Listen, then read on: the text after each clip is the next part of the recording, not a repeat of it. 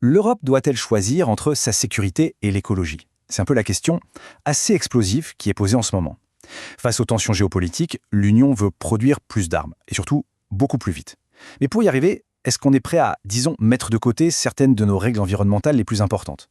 On va décrypter ensemble un rapport officiel qui met justement les pieds dans le plat. Alors, pour bien comprendre de quoi on parle, on va aller voir directement à la source. Tout ce qu'on va voir aujourd'hui, ça vient de ce document, un rapport officiel du Parlement européen, le A10-0273-2025, rédigé par les rapporteurs Sven Mikser, Andrea De Caro et Alexandrus Sala. C'est vraiment la pièce maîtresse pour saisir ce qui se trame en coulisses à Bruxelles. Le constat de départ du rapport, il est assez simple, et franchement sans équivoque. Le monde est de plus en plus instable, donc l'Europe doit pouvoir se défendre. Et pour ça, il faut renforcer son industrie, il faut se réarmer, et vite. Mais la grande question, c'est à quel prix? Pour assurer notre sécurité, jusqu'où est-on prêt à aller? Quels sacrifices ça implique? Bon, rentrons un peu plus dans le détail. D'où vient cette urgence, là, maintenant?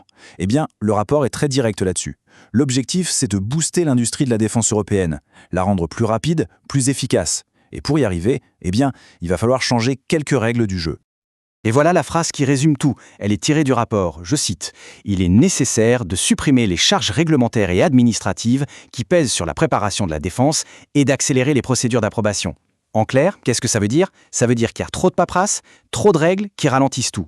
L'idée, c'est de faire sauter ces verrous pour que l'industrie de l'armement puisse passer à la vitesse supérieure. Alors comment on fait ça concrètement? La première solution proposée dans le rapport, c'est sans doute la plus controversée. Elle nous touche tous directement dans notre quotidien. On parle d'alléger les règles environnementales. Et plus précisément, celles qui concernent les produits chimiques.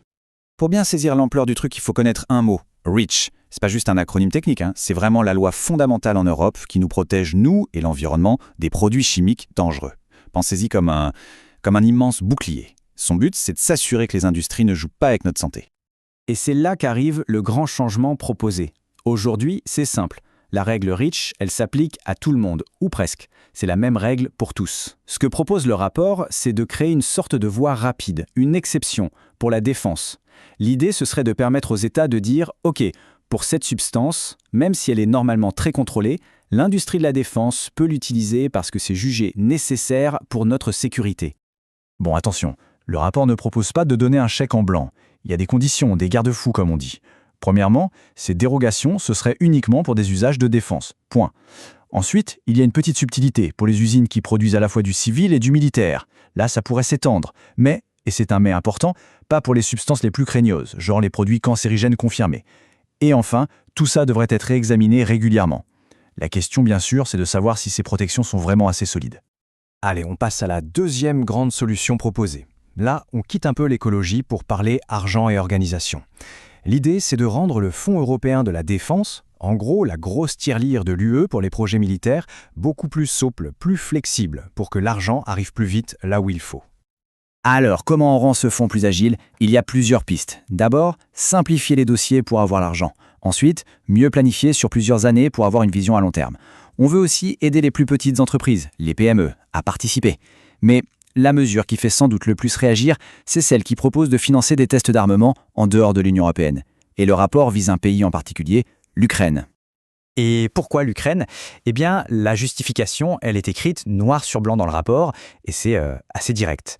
Je cite, « Les tests là-bas offriraient des avantages uniques comme des résultats rapidement disponibles, des essais 24 heures sur 24 ou encore des essais sur le champ de bataille.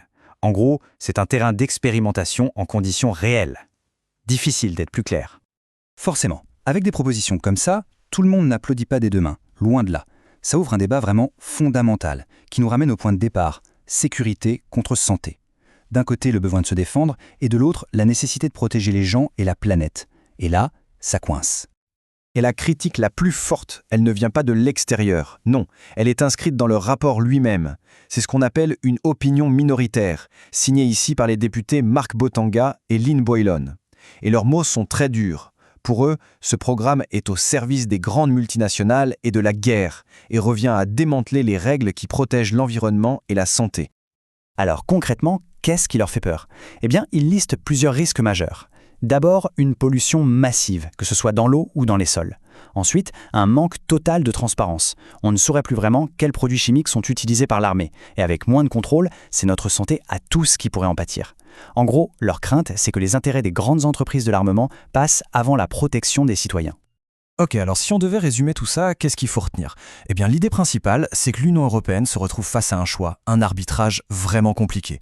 D'un côté, il y a l'urgence de muscler sa défense. De l'autre, il y a la promesse, l'engagement de nous protéger, nous et notre environnement. Et il faut trouver un équilibre. Voilà, tout le dilemme est là, résumé sous nos yeux. D'un côté, la nécessité absolue de se défendre, de garantir notre autonomie dans un monde, soyons honnêtes, de plus en plus menaçant. Et de l'autre côté, le risque de détricoter des décennies de lois, de protection qui ont été mises en place pour préserver notre santé et la planète. C'est vraiment un face-à-face entre deux impératifs. Et au final, ce rapport, il nous laisse avec une question immense pour notre avenir à tous en Europe. Est-ce que la préparation militaire et la protection de l'environnement peuvent vraiment aller de pair? Ou est-ce qu'on arrive à un point de rupture, un point où il faudra forcément choisir un camp? Ce qui est sûr, c'est que le débat est loin d'être terminé. Si ce genre de décryptage vous intéresse, si vous voulez continuer à plonger avec nous dans les documents officiels pour comprendre les décisions qui nous impactent tous, eh bien la meilleure chose à faire, c'est de vous abonner à Rapport en clair et de ne pas oublier d'activer la petite cloche pour les notifications. Merci beaucoup de nous avoir suivis.